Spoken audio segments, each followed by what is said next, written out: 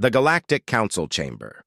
The massive doors of the Galactic Council Chamber opened with a sound like thunder rolling across empty space. Ambassador Kexus Theta floated through the entrance, his translucent body shimmering with colors that humans could never see. Around him, representatives from 1,000 worlds fell silent. The Zorathians stopped their constant humming. The crystal beings of Altair dimmed their light. Even the ancient void dancers paused their eternal movement. Kexus Theta had requested this emergency session, and everyone knew why. Earth, the small blue planet that most species had ignored for centuries, was now the topic of whispered conversations across the galaxy. "Honored members of the Council," Kexus Theta began, his voice carrying through the chamber without sound, directly into the minds of all present. "I come before you with a warning that may save your civilizations." The High Chancellor, a being made of pure energy who had witnessed the birth and death of stars, leaned forward. "Speak, Ambassador. What have you learned about the humans?" Kexus Theta's form rippled with what his species considered fear. "I have lived among them for 10 of their years. I have studied their history, their culture, their very souls. And I tell you now, we must never, ever push humanity to its breaking point." A wave of dismissive thoughts swept through the chamber. The Krillians, with their armor-plated bodies and weapons that could crack moons, found this amusing. The Selenites, masters of mental manipulation, considered it ridiculous. Humans were newcomers to space, barely able to travel between their own solar system's planets. What threat could they possibly pose? "You doubt me?" Kexus Theta observed. "As I once doubted, let me share what I have witnessed." The ambassador's body began to glow, projecting images directly into the minds of the assembly. "Humans are unique in ways we failed to understand. They are not the strongest. The Krillians surpass them in physical might. They are not the smartest. The thinking machines of Beta Centauri process information faster. They do not have the longest lives, the sharpest claws, or the most advanced technology." "Then why should we fear them?" interrupted Warlord Grax of the Krillian Empire, his 4 arms crossed in defiance. "Because," Kexus Theta said softly, "humans have something far more dangerous than strength or intelligence. They have the ability to break their own limits when pushed too far. They call it breaking point, but it is more than that. It is transformation." The images continued to flow. The assembly saw human history, not the sanitized version taught in galactic schools, but the raw truth. They saw humans surviving ice ages that should have killed them. They saw small groups of humans defeating armies. They saw individuals lifting vehicles to save their offspring, running distances that should have destroyed their bodies, surviving wounds that would kill any reasonable species. "Every species has survival instincts," Kexus Theta explained. "But humans have something else. When threatened, when their loved ones are in danger, when their very existence is challenged, they become something other. Their bodies flood with chemicals that shut down pain, multiply strength, and sharpen thought to a razor's edge. But more than that, their minds change. The rules they live by, the morality that normally guides them, can fall away like shed skin." The High Chancellor's energy flickered with interest. "You speak as if you have seen this transformation yourself." "I have," Kexus Theta confirmed. "I was on Earth during what they call the Jakarta Incident. A criminal organization had taken a school hostage, 137 human children. The authorities tried negotiation. They followed their laws, their procedures. For 18 hours, they played by the rules." The chamber grew still as Kexus Theta continued. "Then the criminals killed a child to make a point. One small human, barely 7 years old. And in that moment, I saw humanity break." The images shifted, showing chaos and fury. "The parents outside the school," Ordinary humans, what they call civilians, stopped being individuals. They became a force of nature. They overran police barriers meant to protect them. They ignored weapons fired at them. One female, who worked as what humans call an accountant, ripped a metal door off its hinges. A male who taught literature used his bare hands to dig through concrete. Surely the authorities stopped them, someone suggested. That is the point, Kexatheta said.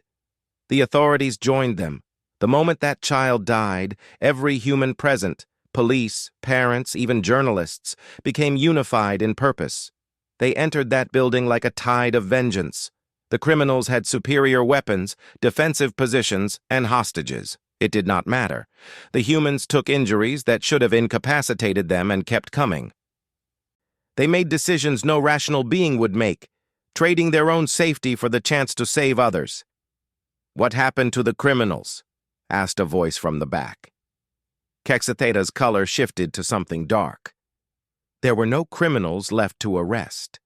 And when it was over, when the surviving children were safe, the humans collapsed. Many died from wounds they had ignored.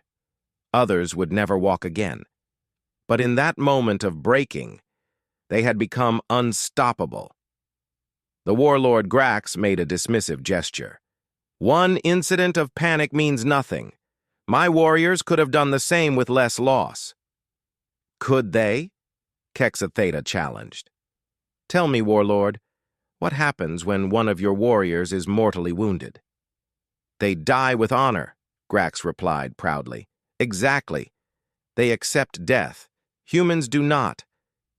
A human with a severed limb will use that limb as a weapon. A human with fatal wounds will use their dying breath to strike their enemy. A human who has lost everything will smile as they activate the explosive device they have hidden. They do not die with honor. They die achieving their objective." The ambassador turned to address the full council. "I have studied their history extensively. When the city of Carthage fell to Rome, the defenders fought until the last child. When their city of Stalingrad was besieged, civilians fought tanks with bottles of flaming liquid. When their homeland is threatened, farmers become snipers, children become spies, and elderly humans become bombs." "But surely," the High Chancellor interjected, "this is only when they face extinction." "We do not plan to destroy humanity." "That is where you are wrong," Kexatheta said urgently. "Humans do not wait for extinction to break. They break when you threaten what they love, their planet, their nation, their city, their family, even their companion animals. I have seen a human child, no more than 40 pounds, attack a creature 10 times her size because it threatened her small furry pet." The images shifted again, showing human military history. Look at their wars. Not at the technology or the tactics, but at the pattern. Every time a stronger force pushes humans too far, the humans stop fighting to win.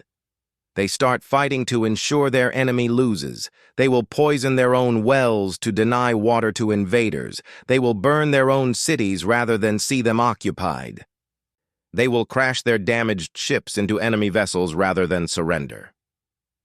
The Delani learned this lesson, Kexatheta continued, referring to a species that had attempted to establish a mining operation on Earth's moon without permission.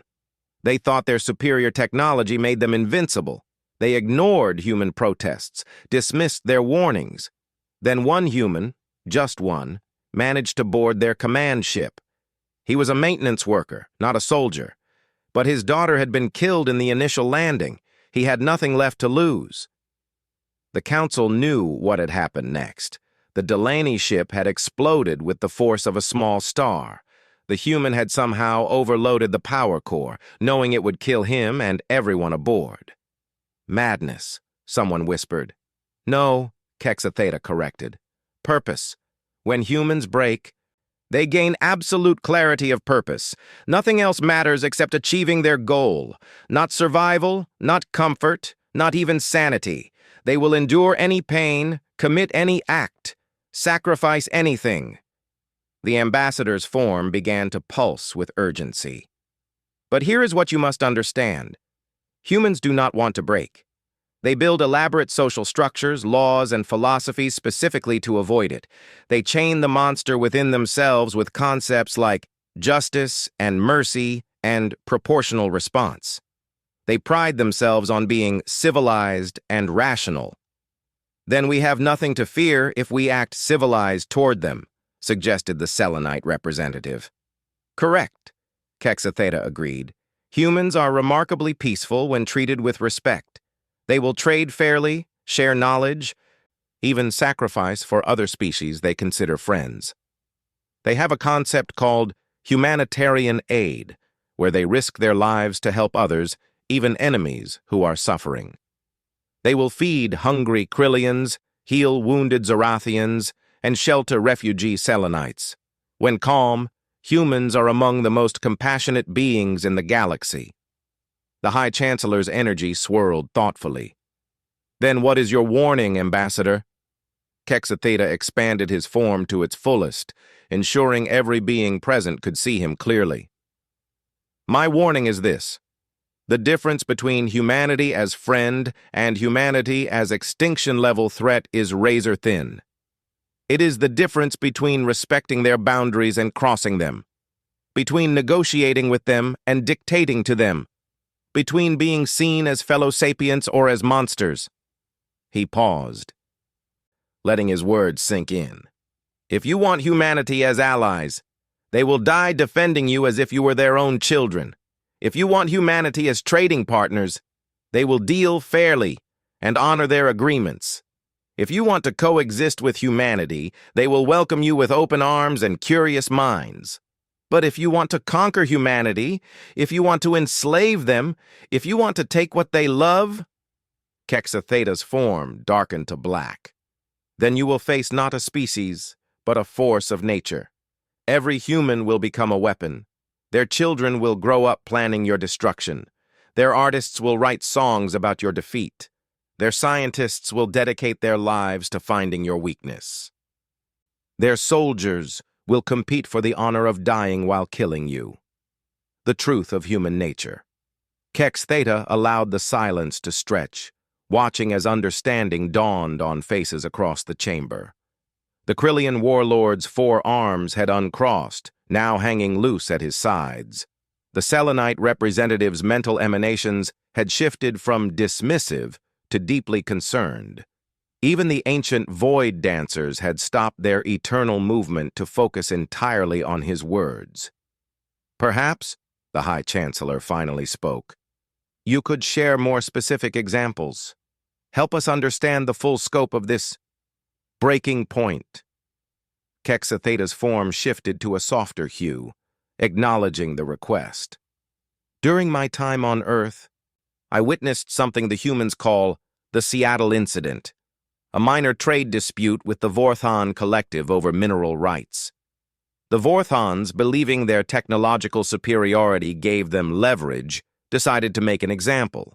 They destroyed a human mining vessel with all hands aboard, 43 souls. The images flowed again, showing the aftermath. The human government responded through proper channels. They filed protests, demanded compensation, sought mediation through the Galactic Trade Commission. For 6 months, they followed every rule, every procedure. The Vorthons laughed at their patience, mistaking it for weakness. What changed? Asked a crystalline voice from the Altair delegation. The Vorthons made an error, Kexatheta explained. They publicly broadcast the destruction of that mining vessel as a warning to other human operations. They wanted to show dominance. Instead, they showed 43 humans dying, calling out for their families, trying to save each other, refusing to abandon their posts even as the ship tore apart. The ambassador's color darkened. Every human on every world watched those broadcasts. They saw Maria Chen stay at her post to transmit coordinates that might save others. They saw Thomas Muller give his oxygen mask to a younger crew member. They saw Captain Sarah Washington manually holding a blast door closed so others could reach escape pods, knowing it meant her death. Heroes, someone murmured. Yes, Kextheta agreed. But here is what the Vorthans did not understand. Every human who watched those deaths saw themselves, saw their loved ones. The breaking began not with violence, but with unity. Humans who had never met began coordinating. Not governments, not militaries, but ordinary citizens. They shared information, resources, plans. They studied everything about the Vorthans, their biology, their technology, their culture, their fears. The images shifted to show human colonies across known space. A human child on Mars designed a computer virus specifically targeted at Vorthan systems. She was 12 years old, and she did it as what humans call a school project. A group of human miners in the asteroid belt retrofitted their equipment into weapons. Elderly humans on Luna began teaching classes on improvised explosives. Artists painted murals of the 43 dead. Musicians wrote songs. Authors wrote stories. Every creative act was an act of war preparation. But surely their governments maintained control, the High Chancellor suggested. Kextheta's form rippled with something like grim amusement. Human governments understood what the Vorthans did not. They could not control a breaking humanity. They could only direct it. So they gave their people a choice. Give us 1 year to seek justice through proper channels. If we fail, we will not stop you. A time limit on civilization, breathed the Selenite representative. Exactly. For 1 year, humanity prepared. Not just their military, every human prepared. They studied Vorthan trade routes, identified every Vorthan ally, mapped every resource the Vorthans needed. They did this while smiling at Vorthan traders, while serving Vorthan visitors in their restaurants, while teaching Vorthan children in exchange programs. They prepared for total war while maintaining perfect peace. What happened when the year ended? Asked Warlord Grax, his warriors' instincts clearly engaged. The Vorthans agreed to negotiations, Kextheta said simply, not because humanity threatened them, but because they finally understood what would happen if they did not. The Vorthan intelligence services had detected the preparations. They realized that humanity was not planning to defeat them. Humanity was planning to erase them from existence. Every human colony would become a weapon. Every human ship would become a bomb. Every human would become a soldier, regardless of age or occupation. The ambassador projected new images, human history, but focused on a particular pattern. Humans have a saying. The most dangerous creation of any society is the man who has nothing to lose. But they are wrong. The most dangerous creation is a human who has something to lose and sees no other way to protect it. Consider their history more carefully, he continued. When their city of Moscow burned, they let it burn rather than let their enemy have it. When their nation of Vietnam was invaded by a superior force, farmers became ghosts in the jungle. When their convoy of ships called Convoy PQ-17 was abandoned and doomed, the merchant sailors kept sailing towards certain death rather than abandon their duty. A younger council member, new to their position, spoke up. But these are warrior examples. Surely their civilians are different. Kextheta's response was immediate. During their Second World War, on an island called Okinawa, civilian humans threw themselves from cliffs rather than be captured. Mothers killed their own children to spare them what they believed would be worse fates. These were not warriors. They were farmers, teachers, merchants. But when pushed to the breaking point, the distinction ceased to matter. You paint them as monsters, accused the Zorathian delegate. No, Kextheta corrected firmly. I paint them as they are, a species of extremes. The same humans who will throw themselves on explosives to save strangers will also share their last meal with a hungry enemy. The same humans who burn their own cities in war will rebuild their enemies' cities in peace. They are capable of both absolute destruction and absolute compassion, often within the same individual, sometimes within the same moment. The ambassador's form brightened slightly. I lived among them for 10 years. I saw humans rescue Klaxian spawn from a burning building, knowing Klaxian adults had killed humans just weeks before. I saw human medical professionals save the lives of terrorists who had just attacked them. I saw human soldiers risk their lives to protect enemy civilians. When they are not broken, humans are perhaps the most merciful species in known space. Then how do we ensure they never break? Asked the High Chancellor. By understanding what triggers it, Kexatheta explained. Humans will endure incredible suffering if they believe it has purpose. They will accept defeat if they believe it was fair. They will forgive terrible wrongs if they see genuine remorse. But there are lines that cannot be crossed. He began listing, each point appearing as both thought and image. Do not harm their young, ever. A human will negotiate over territory, resources, even their own life. They will not negotiate over their children's safety. Do not attack their home world. Earth is not just where they live, it is part of their identity. An attack on Earth is an attack on every human, everywhere. Do not betray their trust. Humans can forgive enemies but rarely forgive traitors. Do not mock their sacrifices. They hold their honored dead as sacred. And most importantly, Kexatheta emphasized, do not mistake their kindness for weakness or their patience for inability. Humans choose to be civilized. It is not their natural state, it is their aspiration. When you make that choice impossible for them, they will show you what they evolved from, and what they evolved from survived ice ages, predators, plagues, and each other through sheer bloody-minded determination to continue existing. The council chamber had grown cold, despite the perfect climate control. Each representative was recalculating their species' interactions with humanity. Small disputes that had seemed manageable now looked like potential catastrophes. Minor tensions suddenly seemed like cracks in a dam holding back an ocean of potential violence. There is more, Kexatheta continued. Humans have a concept they call going viral. When one human has an idea, especially during a breaking event, it can spread to all humans within days. During their history, single images have started revolutions. Single speeches have launched crusades. Single deaths have toppled empires. When humanity breaks, they do not break as individuals.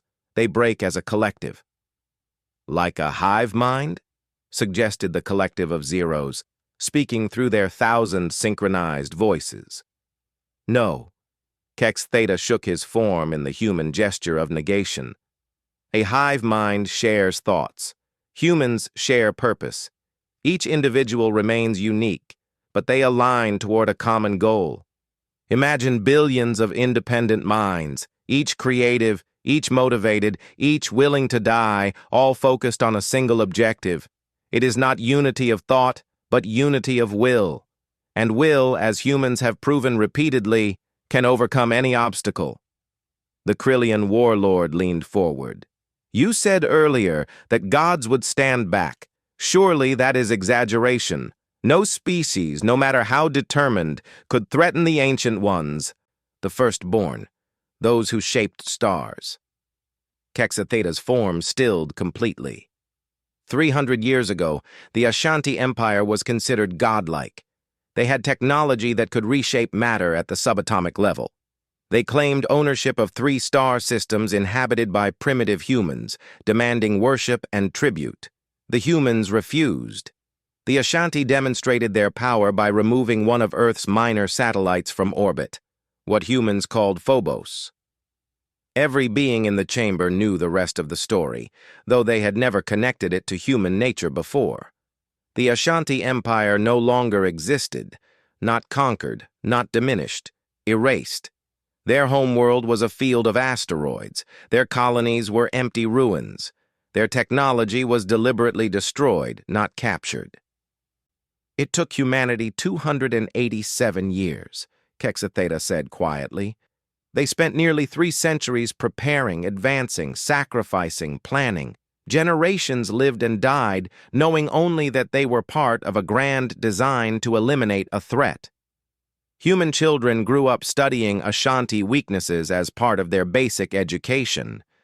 Human artists created works designed to undermine Ashanti morale. Human traders spent lifetimes gathering intelligence. Human scientists dedicated their careers to developing specific weapons. And when they were ready, when the moment was right, humanity struck everywhere at once. The Ashanti were gods, he repeated, and humanity killed them. Not because humans are stronger than gods, but because humans are willing to spend centuries becoming god-killers if that is what protecting their own requires. They will make themselves into whatever tool is necessary to remove a threat. They will become monsters to fight monsters, become gods to fight gods. The silence that followed was different from before. This was not the quiet of contemplation, but the silence of fear finally understood. Around the chamber, representatives touched communication devices, sending urgent messages to their governments. Trade agreements would need to be reviewed. Military policies would need to be reconsidered. Everything about how their species interacted with humanity would need to be examined through this new lens. But remember, Quetzalcoatl said, his voice cutting through the growing panic, humans do not want to be monsters. They want to explore, to learn, to grow. They want friends among the stars, not enemies. They dream of peace even as they prepare for war. If you approach them with respect, with genuine intent to coexist, you will find no better ally in all the galaxy. They have a saying, he added. We sleep safely in our beds because rough men stand ready in the night to visit violence on those who would harm us. They see violence not as a solution, but as a failure. Sometimes a necessary failure, but always a tragedy. When humans break, part of them breaks forever. They carry the weight of what they become. They name their mental wounds, what they call PTSD, survivor's guilt, moral injury. They suffer for what breaking makes them do, even as they do it without hesitation. The High Chancellor's energy pulsed with sudden understanding. They are aware of their own nature. Completely aware, Quetzalcoatl confirmed. Human literature is filled with warnings about their own capacity for destruction. They tell stories about it, sing songs about it, make what they call movies about it. They know exactly what they are capable of becoming, and they fear it. That fear is what makes them strive so hard to remain civilized. They chain the monster not because they are weak, but because they know how strong it is. And when they break, he continued, his mental voice dropping to barely a whisper that nonetheless carried to every corner of the chamber, when you have pushed them past that point of no return, they will not stop. Not when you offer peace. Not when you beg forgiveness. Not when you retreat to your home world. They will follow you to the edge of the universe itself. And they will end you, not because they enjoy it, but because you became a threat to what they love, and a threat to what humans love must cease to exist. The chamber fell into complete silence. Even the constant background hum of the station's systems seemed muted. Each representative considered the human colonies near their space, the human traders in their ports, the human explorers mapping their borders.